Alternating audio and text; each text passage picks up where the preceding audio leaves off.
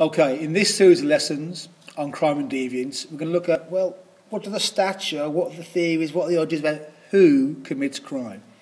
It's not everybody all the time, it's certain groups.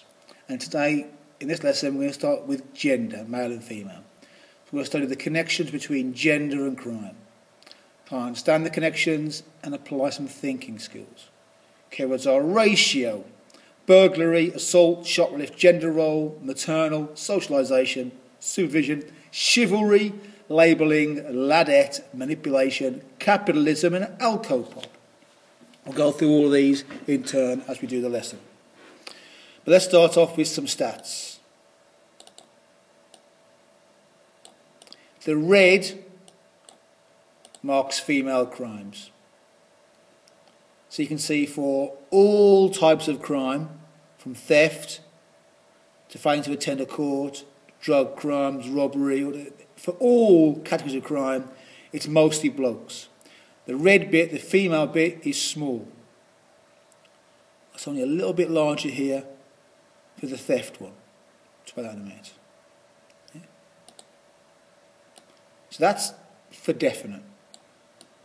Females commit, or females certainly are convicted and arrested less.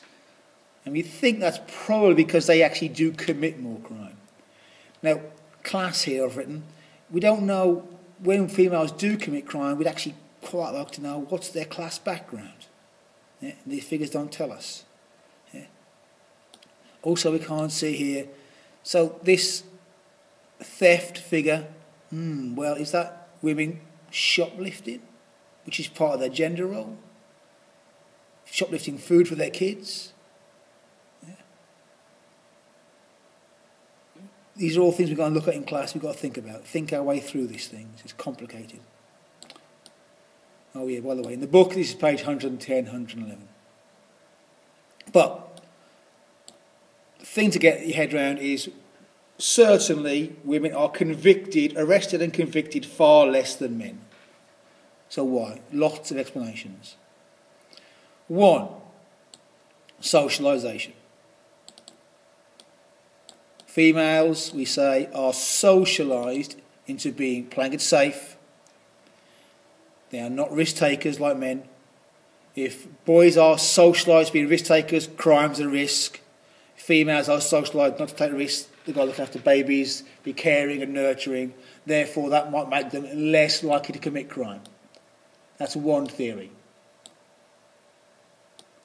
Second theory, opportunity and control. Females in our culture are far more supervised than boys. Yeah? There's an argument that females simply have less opportunity to commit crime because they're less likely to be allowed out of the house when they're teenagers than boys. Yeah? Think about it.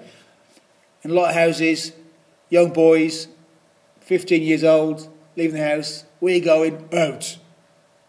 Okay. Girl tries to do that? No, you're not going out. Females are much more surveilled. They're under surveillance, a lot more social control over them. Less opportunity to commit crime. Chivalry thesis.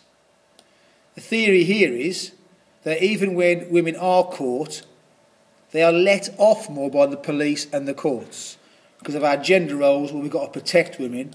Therefore, there's the idea that perhaps if women are caught, they are let off a bit easier by the courts and by the police.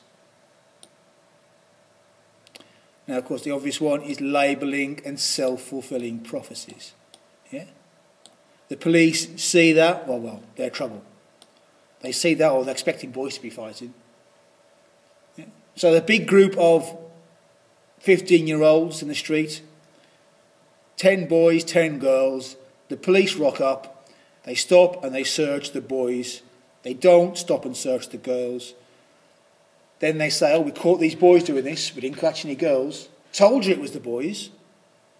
Well, how do they know? They haven't even stopped and searched the girls.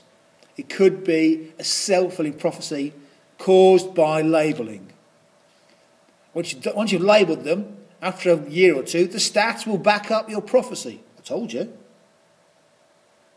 Right, let's move on. Let's think about change, cultural change in crime and deviance. Now, what I want to talk about is alcohol, boozing. I'm sure you've all spoken, or you can if you want, speak to members of your family, Granny, and she'll be outraged, disgusted by these sorts of pictures. Women lying drunk on pub floors. Didn't happen in her day. It's disgraceful.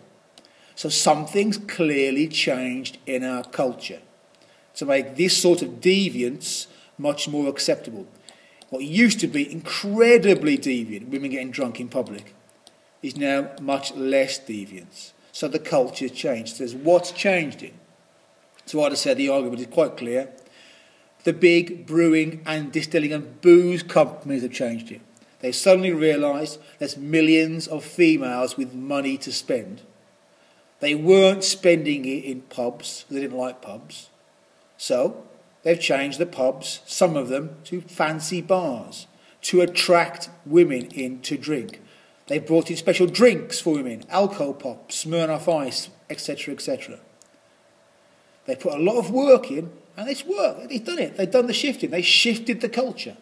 So it's now much more acceptable for women to commit this sort of deviant behaviour.